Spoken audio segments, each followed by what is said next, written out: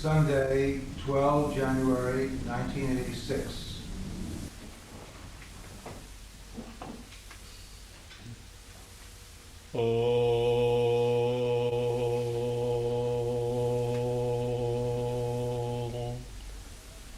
Tang stri tang pumanasi tang kumaro tumakumari tang jitna dandena panchasi tang jato bhavusi vishwatu mukaha. Om Shanti Shanti Shanti Hari Om Tat Sat.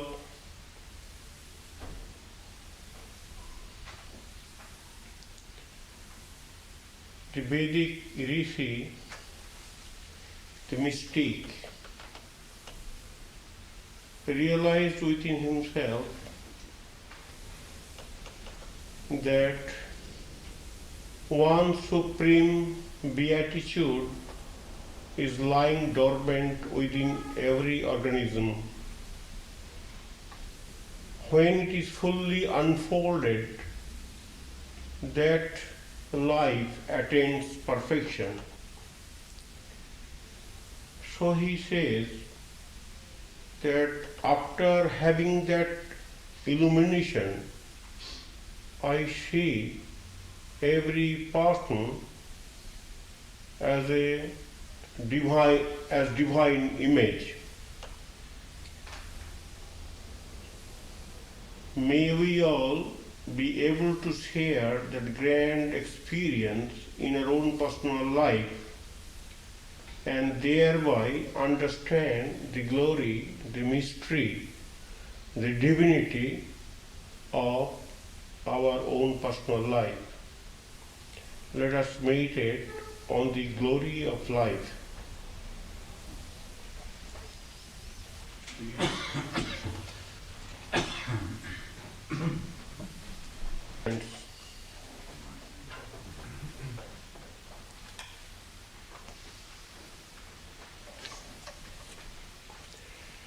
Today is a very special day in the calendar of world civilization.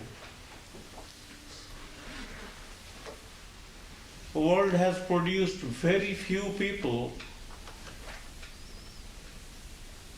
like Swami Vivekananda, who was born on this day in the year 1863 in India. Well,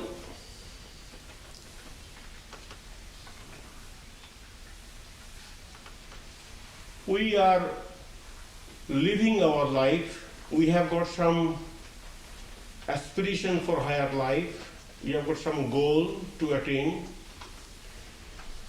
But we are not convinced of the supreme goal of life which should be attained by all of us in order to have abiding peace or enjoyment. Now, who can give us that sort of inspiration or inspired living which can help us to reach that height? Only God, who comes to this world assuming a human form, or illumined souls and mystics, incarnations and avatars, are capable of discharging that great function. They can transmit that spiritual knowledge, they can impart that spiritual understanding. So we have to learn only from them, not from anybody else, about the goal of life and the significance of life and how that goal can be attained. So Swami Vivekananda is a denizen of the other world, to use the word of Sister Christine, who came from Detroit and went to India to serve the cause of Indian women's liberation movement. Really speaking, these people like Christ or Buddha They are denizens of the other world. They belong to the entire university, entire humanity. They are born in a particular field, but their message is global and cosmic.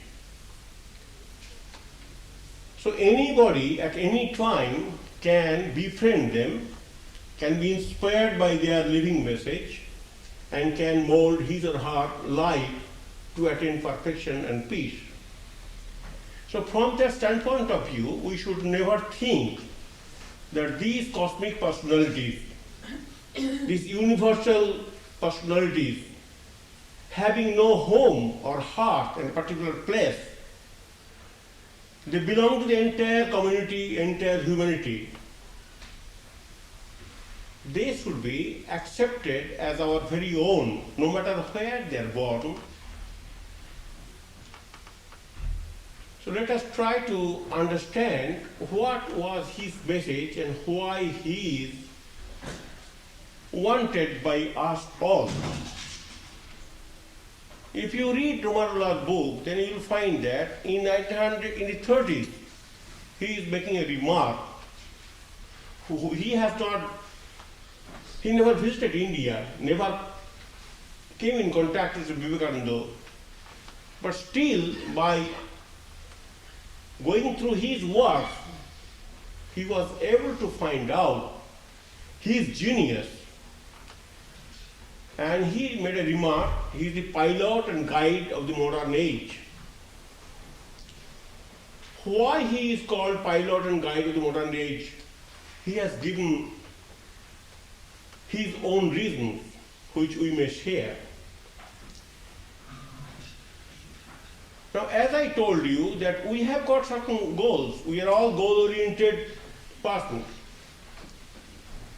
But if we want to achieve fuller success and better perfection, then we have to have some guidance, some understanding from such inspired living or inspired men like Swami Vivekananda.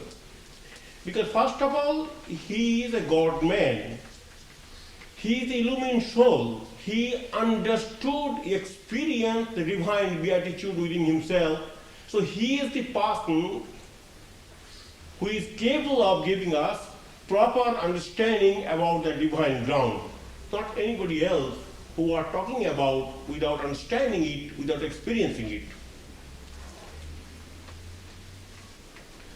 If you read Swami Vivekananda's message, then you will find that he has got only one thought before humanity. He wanted to project the noble image, the spiritual image, divine image of human being. That was his only first and last purpose of life. He came to adumbrate, he came to project, he came to define the glory of human life. He extolled through all his works, through all his work and preaching, that human being is something unique. So human being has got divine spark within itself. So human beings should not be underrated or should not be looked down upon. I should not feel weak. Now we are all weak because we do not know our hidden potentialities. If we know about our glory, our divinity, then we will be aware of that, and with that knowledge we can look forward to surmount the difficulties that can be tackled through superior knowledge. So Swami Vivekananda championed the divinity of man, extolled the beauty of his divine image, wanted to help people in diverse ways by giving them the basic understanding about his or her nature.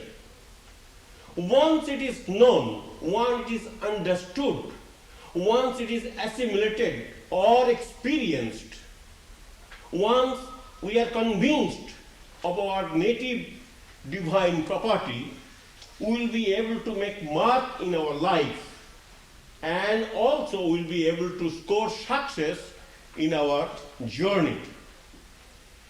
Lacking that knowledge, we are bound to be bewildered and confused, and we may end up our life like an aimless traveler. So we find depression, we find weakness, we find jealousy, we find other non-spiritual emotions that are engulfing us, creating trouble in our daily life. And that is due to the lack of our spiritual awareness. Swami Vivekananda wanted to remove that cobweb of ignorance from our mind by his higher spiritual living and through his preachings. I am reading something from his works about human life. This human body is the greatest body in the universe. A human being, the greatest being. Man is higher than all animals, than all angels. None is greater than man.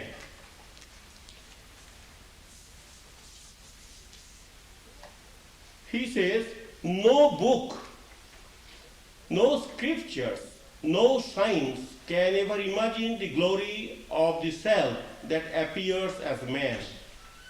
The most glorious God that ever was, the only God that ever existed, exists, all or ever will exist.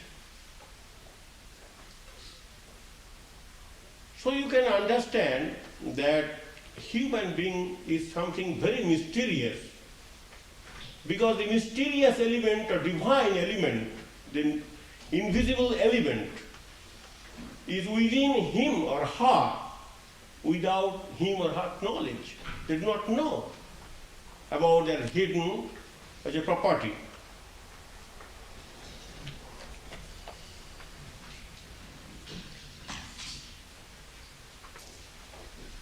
So he says that why you are going to temple or why you are going to any other sacred place in search of your fulfillment. You may invent an image through which to worship God, but a better image already exists, the living man. You may build a temple in which to worship God, but you may be good, that may be good, but a better one, a much higher one, already exists, the human body. Not that we have to pamper our bodies. We should not misunderstand his statement. He is not telling us to pamper our bodies or to enjoy our psychophysical organism. He is telling us that behind this tabernacle, behind this human body-mind complex, there is something hardcore of reality that is called God, or that is the spark of God, or that is the divine ground which animates this organism, which enlivens it. And if we can tap that spiritual resources, if we are able to unfold that spiritual beatitude lying dormant, we will be able to make success in our secular life also. The living God is within you, and yet you are building churches and temples and believing all sorts of imaginary nonsense. The only God to worship is the human soul in the human body. Of course, all animals are temples too, but man is the highest, the Taj Mahal of temples. If I cannot worship in that, no other temples will be of any advantage. The moment I have realized God sitting in the temple of every human body, the moment I stand in reverence before every human being and see God in him, that moment I am free from bondage, everything that binds vanishes, and I am free. So the growth of human life can be measured when we are able to see that human life is evolving spiritually, outgrowing the animal tendencies, and enjoying the supreme beatitude within himself or herself. That sort of spiritual evolution, that sort of transformation is the acme of spiritual life. The growth of man can only be gauged by his power of living in the higher atmosphere where the senses are left behind, the amount of the pure thought oxygen his lungs can breathe in, and the amount of time he can spend on that height. More we are able to think of our divine beatitude lying dormant within us, more time we are able to spend in that thought, in that meditation, in that introspection, in that analysis, in that cogitation, in that discussion, more we are spiritual. No great work can be achieved by the humbug. It is through love, a passion for truth, and tremendous energy that all undertakings are accomplished. Each man is the infinite already. Only these bars and bolts and different circumstances shut him in. But as soon as they are removed, he rushes out and expresses himself.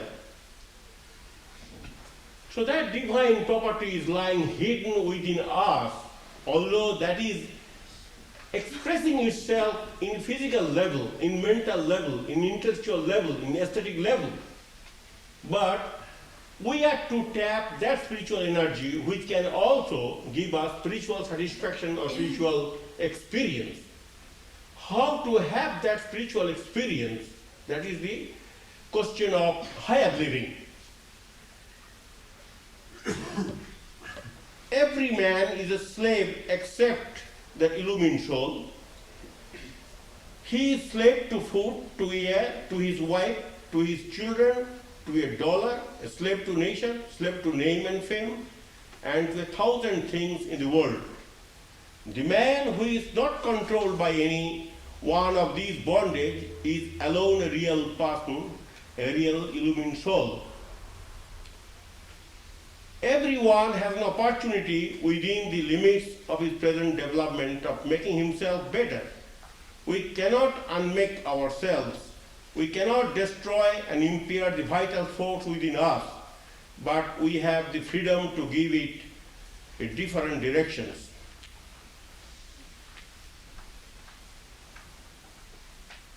So he articulated that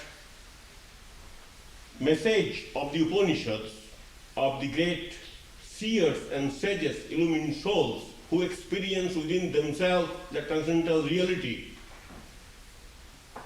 in his speech in the Parliament of Religion.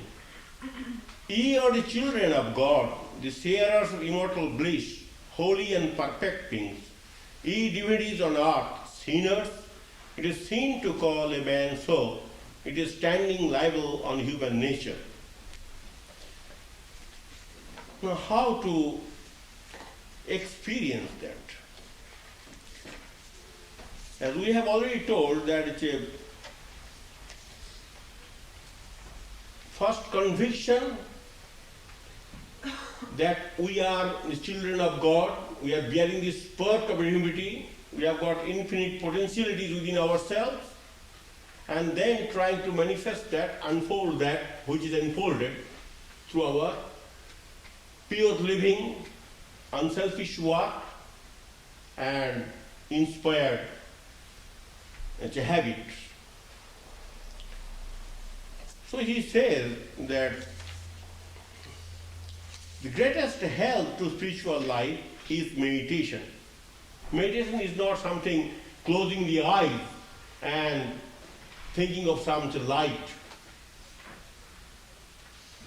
Light, if you can want to see that, you can see the light, that effulgent light, the spiritual light, is within your heart, that you can concentrate on that light. It is not a physical light, not candle, but spiritual light.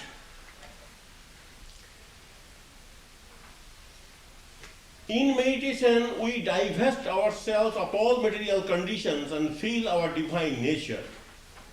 We do not depend upon any external help in meditation. So anyway, for a beginner, it may not be possible to close the eye and to see the light within. But having that knowledge, having that conviction, having that understanding, one can proceed according to one's capacity, slowly and steadily, to enjoy the supreme beatitude in one's life through certain programs. The greatest thing is meditation. Meditation is not sitting by closing the eyes. Every moment of your waking life, you can spend in meditation in that thought. You can subdue yourself in that thought. You can keep your mind well exposed to that goal of life. And you can think as much as possible, as often as possible, as intense as possible, that divine spark within me, why I cannot feel it, why it is not expressing in that degree, why it is lying low, how to express.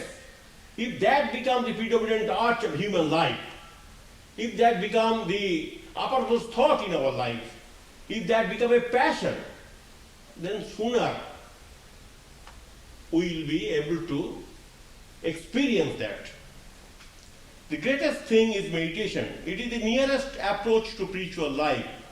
Mind meditating, it is one moment in our daily life that we are not material, soul thinking of itself, free from all matter. This marvelous touch of the soul.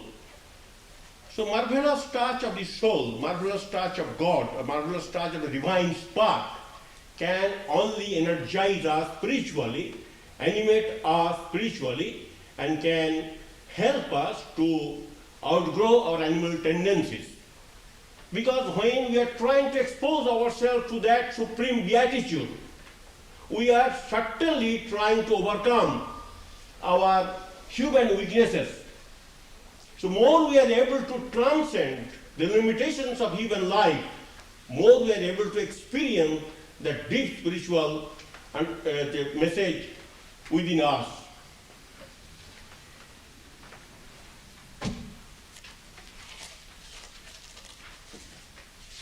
The journalist poetess Wilcox one day, in a very depressed mood, attended the lecture of Swami Vivekananda in Chicago. She wrote about her experience. I was listening to Vivekananda this morning, an hour. I believe him to be an incarnation of some great spirit, perhaps Buddha, perhaps Christ. He is so simple, so pure, and so unselfish. His discourse this morning was most uplifting. His mere presence is that. That means he was rooted in God. He being an illumined soul. It was possible for him to radiate that spiritual culture, and fortunate few among the audience were able to monitor that, experience that, feel like that. So whenever our mind is lifted to that region, whenever we are able to transcend the limitations of human life, when we are able to pinpoint our attention to that supreme beatitude called God, we are, in a way, experiencing spiritual solace and comfort. And we get tremendous energy to look forward to make it our own. So that was the experience of Wilcox. Miss MacLeod, Josephine MacLeod, she also went to hear Swamiji in downtown New York along with her sister. She said, I feel that Vivekananda is a rock for us to stand upon, a steadiness under one's feet for experiments. Now, we are all shaky persons. We are all very weak. We are all very depressed. Now, we have got no terra firma below our feet. So we have to have something on which we can stand upon. We have to have some rock. Now, what is that rock? In this whole universe, you don't find any rock anywhere, not even in the moon or in any other planet. You have to have that rock by having that spiritual knowledge. That spiritual knowledge that tells you that you are spirit encased in a human tabernacle. You are not flesh. So you should not be carried down by threats of your impulses. You can overcome them. You have got a capacity to overcome them. That is the rock of spiritual understanding, that you are something different from the matter. And matter is derivative of the spirit. That is the rock, not that physical rock which can help you to have that sort of understanding. I feel he is a rock for us to stand upon. We all are searching for rock. Down the edges, we are all searching for a steady rock on which we can stand upon. We want to be steady, not a vacillating. So how to have that steadiness, how to have that strength within, how to have that power to control our emotions, that we should not be buffeted by the lower calls of life. That is spiritual understanding, spiritual experience, spiritual seeking.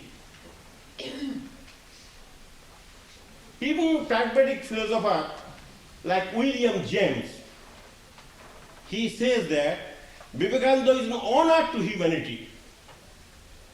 If you really try to understand the beauty of our life or beauty of our culture, you have to understand the message of these illumined souls, where they are and where we are.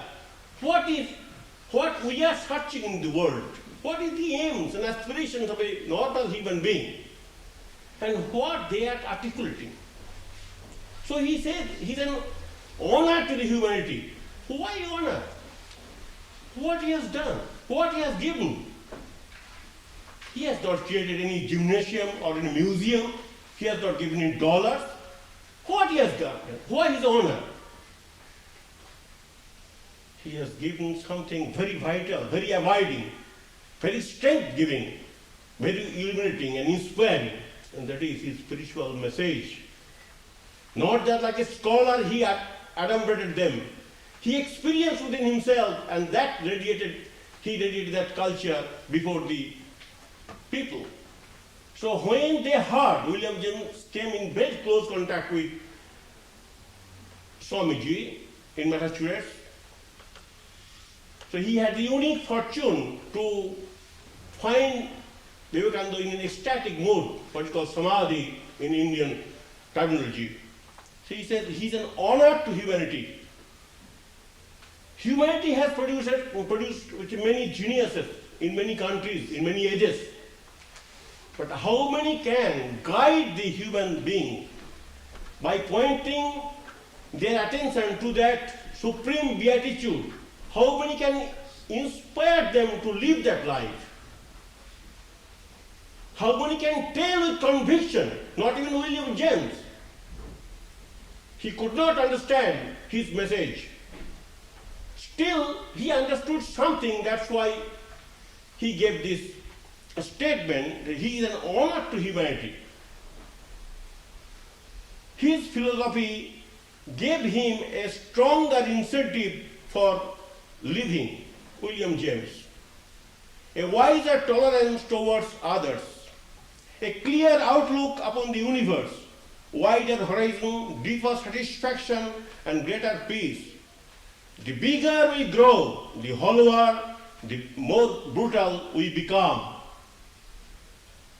We have to understand it. We are so dazzled by the bigness.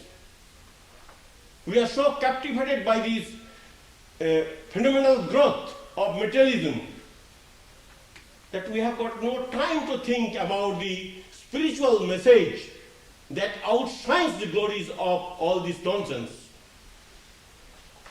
Even he, in his later age, he was able to say, the bigger we grow, the hollower the hollower, the more brutal we become.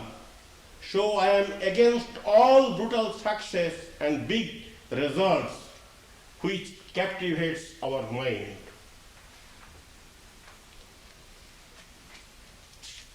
So there are a host of Americans and Westerners like Madame Calvé, Sister Christine, Nivedita, and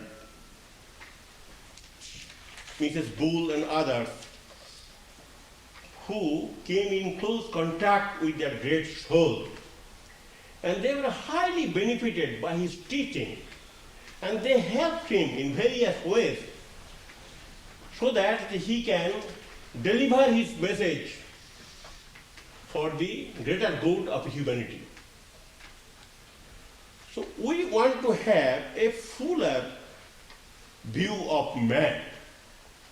Because what we see before us, all pygmies or tinies, all blurred view of the divine image, the imperfect image of human being.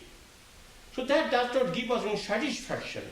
If we want to raise ourselves, evolve ourselves, grow ourselves spiritually, then we have to have some fuller view of life. That is the doctrine of the counterculture written by Rozak, a very famous book. In 2 books he has given a good insight about the defects of the modern culture. He says the modern protagonists of culture, they are trying to preserve the dying culture. They are not trying to give us anything new which can vitalize the human life. So he is in search for that in everywhere, young persons particularly, they are searching for new religion, new message, new attitude towards life, and that is nothing short of spirituality. We lack the framework of order and purposes in life because we are surrounded by people who lack that vision. Naturally, we do not get adequate opportunity to visualize the greatness, the magnanimity, or the grandeur of a spiritual life. So we cannot transform our life also according to that attitude, that example, according to that vision. So because we see common people around us, we also try to pursue their goals of life. And by doing so, we also suffer as they are suffering, because they cannot transmit that value which can help us to have peace. We are all restless people. So the young people, everywhere, they are searching for an ideal, a durable self in man. It is the primary sign of new culture.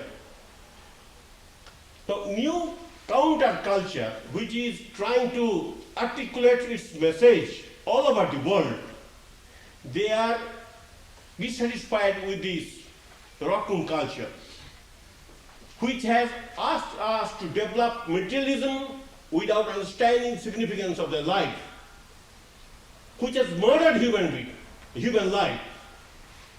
So they are in search of something very vital, very abiding, very perennial, very divine, which can give them total satisfaction by transcending the weaknesses of materialism. So that is the new insight that we find among the thinkers. So how to strengthen our inner life, how to make use of that inner life, how to feel happy in coming in contact with that inner life, how to glorify ourselves by developing that inner life, is the goal of counterculture. So Alvin Toffler, the great writer of modern age, Shock to Humanity, he writes that we all need for a healing touch of spirituality, the need for extolling the spirit over the senses.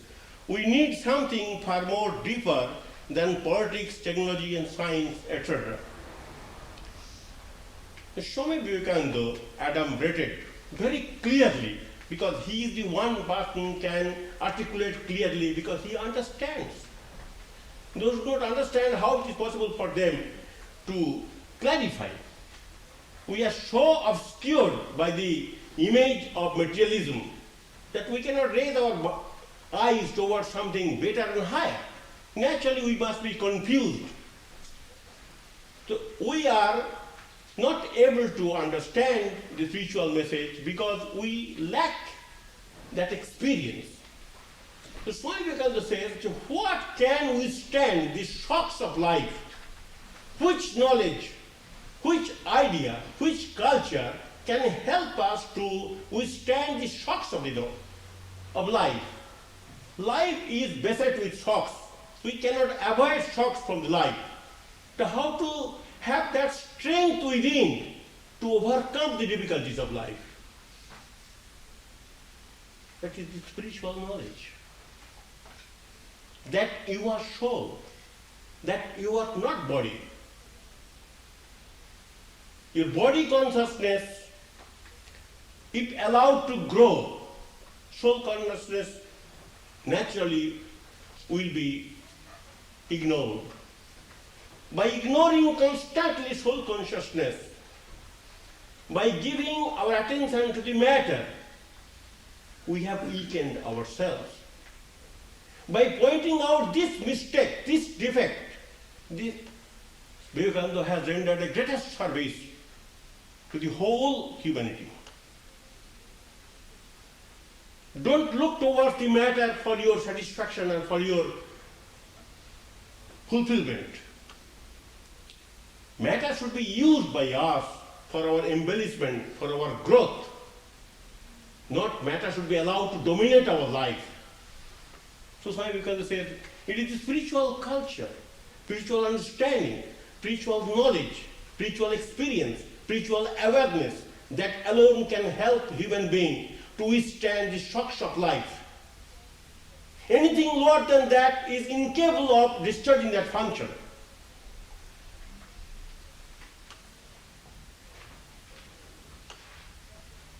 Now our problem is the problem of overchoice.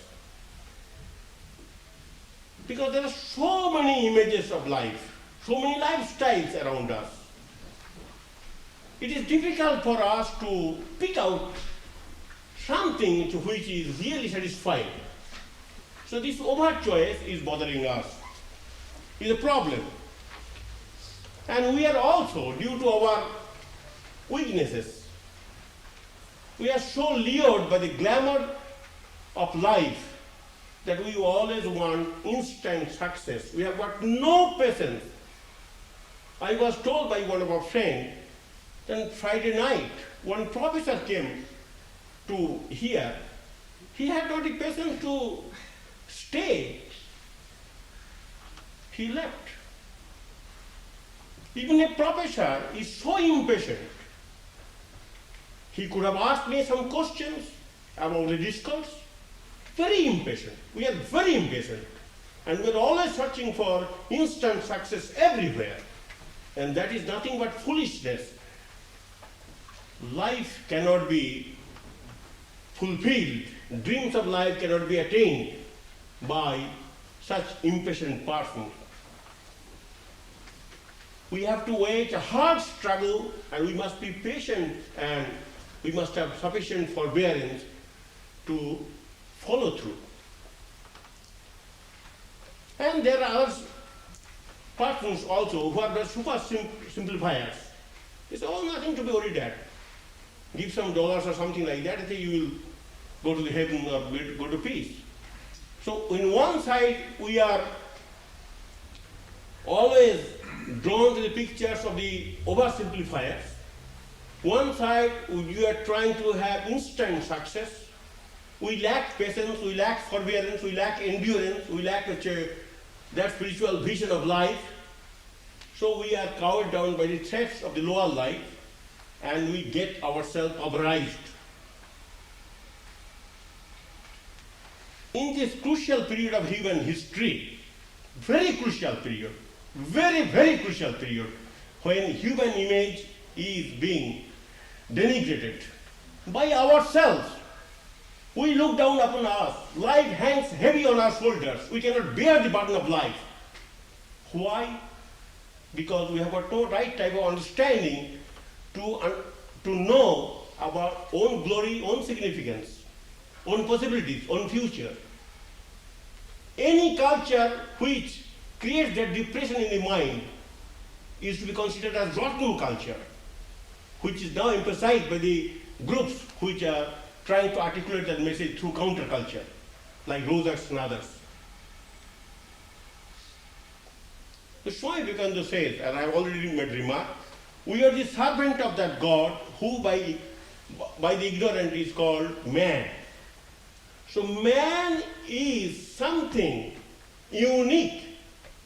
That uniqueness has to be understood in the context of spiritual life. If we are able to understand the deep significance of human life, we will be able to enjoy our own life and try to translate it into action for fuller development, fuller perfection. Human being is the hidden God. Human being is called by common human people, human being, weaklings, this and that. They have got no place. Before currency was devalued, human life was also devalued, because there was no philosophy to back it. They are mere cogs in the wheel. They are mere hangovers in a state, and they have to be used for the purpose of the state. And beyond that, there is no future. So long they are able to serve the society or the government, they are to be acknowledged. After that, they are to be forgotten. This denigration of the image has killed human life. Human life is bearing the burden of this sinister philosophy every day, every moment of his or her life. So how to awaken the spiritual possibility? How to energize human being to think in a different way? How to transmit the spiritual culture? How to ignite that spiritual as a fire lying low within is the goal of human superculture. So Swamiji says, the better image of God already is existing. Why you are going to construct temple and why you are going to construct images? Each human being bears the divine spark. Let us try to understand that. And by understanding it slowly, we will be able to understand the value of our life. And once we understand, it will be possible for us to lead happy life without being troubled by other problems. Because problems will be always there. To surmount the problems, we have to have some spiritual understanding which alone can solve the problems of life. Most of the problems of life are imaginary. Because due to wrong understanding, we have wrongly educated ourselves in such a way that these problems appear before us as very dangerous types of problems. Now, these problems are imaginary problems because we are soul. By developing this soul force, by developing the higher attributes of life, higher qualities of life, we can ignore all these problems of life. So these problems are assuming a greater proportion because we do not understand the human life as such. The moment we will be able to transfer our attention from the periphery to the center, we will not be bothered by these problems. These problems will vanish automatically.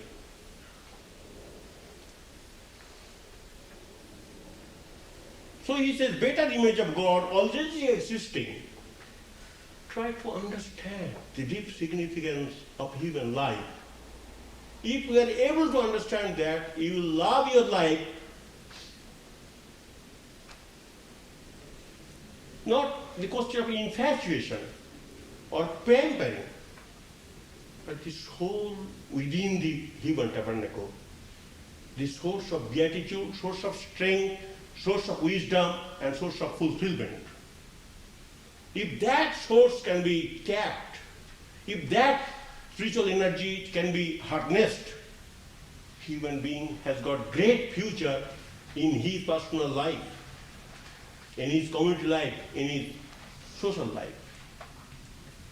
So what we want today is not the political doctrines or economic theory or scientific gadgets.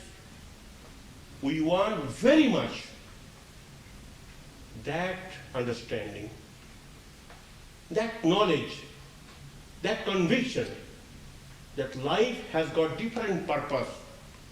Life is not to be wasted in search of wealth and power for or any satisfaction. If life energy can be canalized to harness the spiritual property lying within, life will attain significance. And that is Swami Vivekananda's message to the world. And by giving this message, he has tremendously helped human beings to understand its own future. That's why he is called by Ramakrishna and host of others the pilot and guide of the modern age. Because he has given his message in a way which is understandable, which is logical and rational, which does not want to impose his view on us, which does not compel us to accept his views. So he has delineated spiritual message in a way which is understandable by the common persons. And by pinpointing our attention to this whole aspect of human life, he has rendered incalculable service to the entire humanity, to the entire posterity. That's why he is called by William James the honor to the humanity.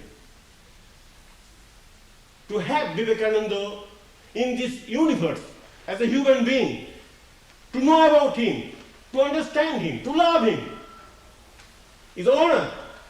Anybody who can do that, he or she should not feel honored. He has got a capacity, receptivity to understand such great person.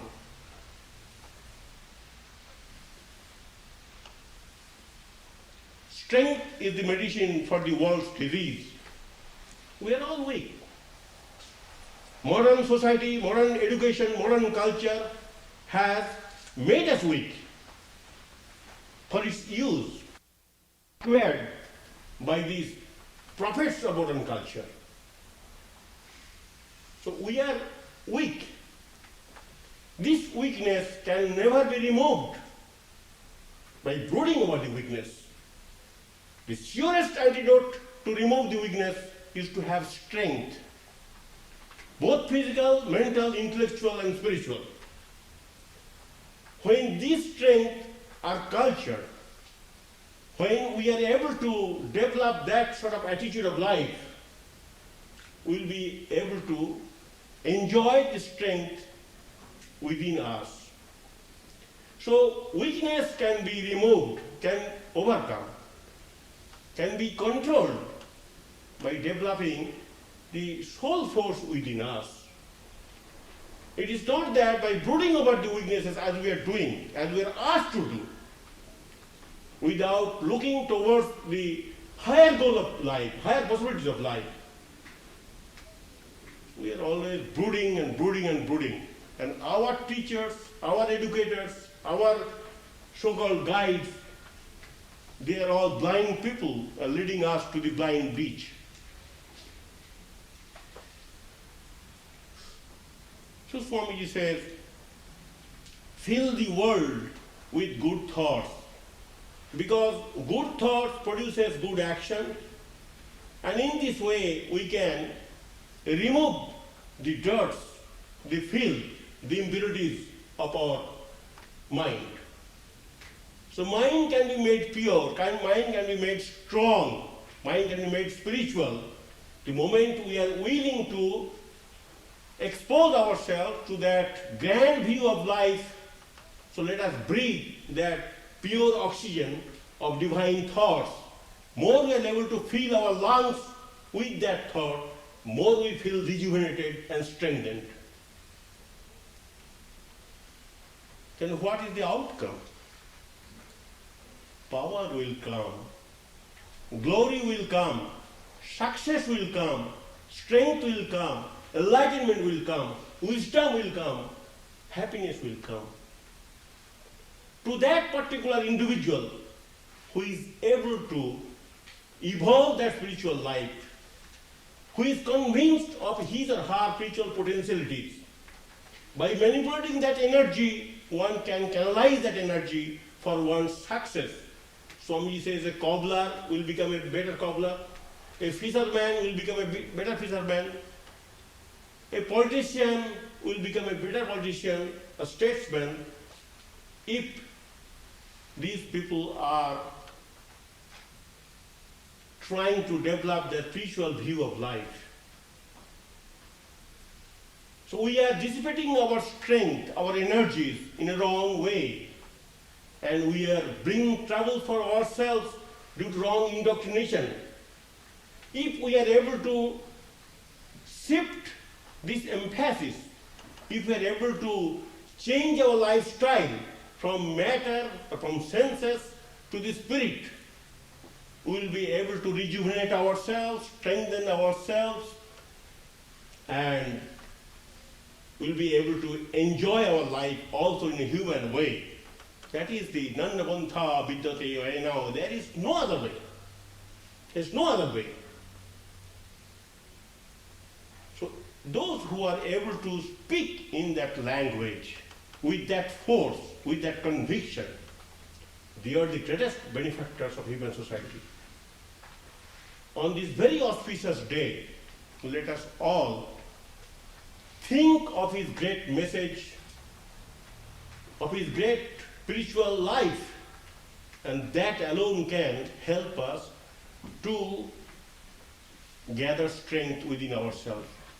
Let's stop.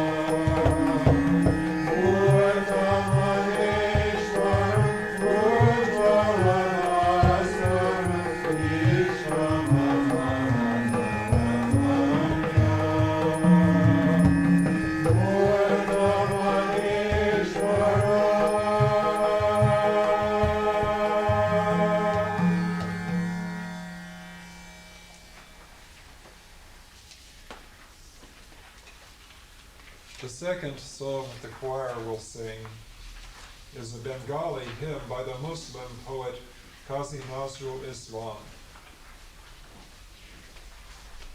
Victory to Vivekananda, the heroic monk.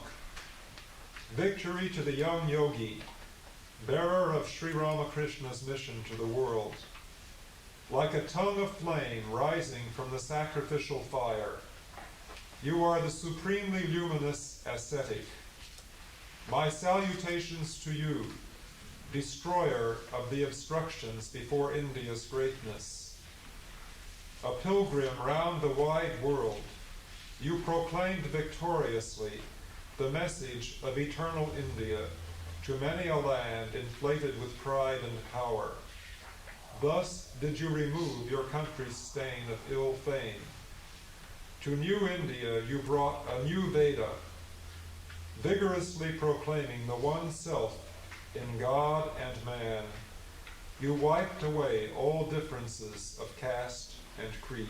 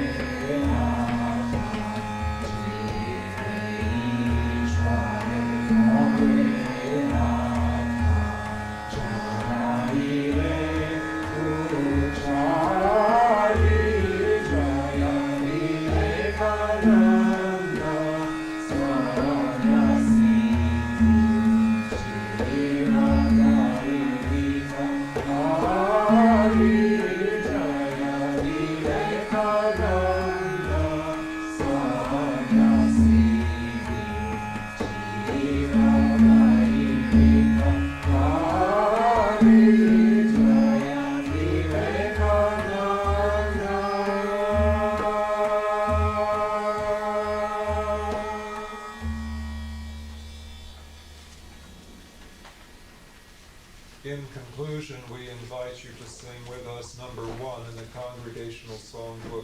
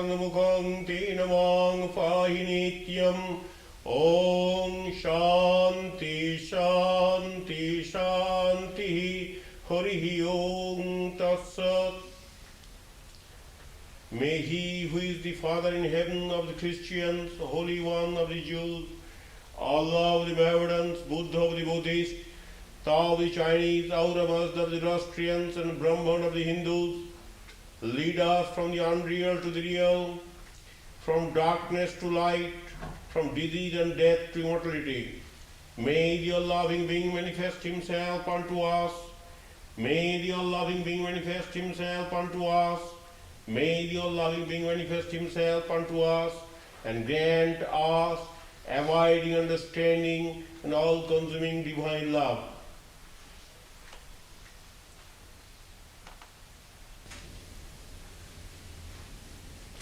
Peace, peace, peace, and prosperity.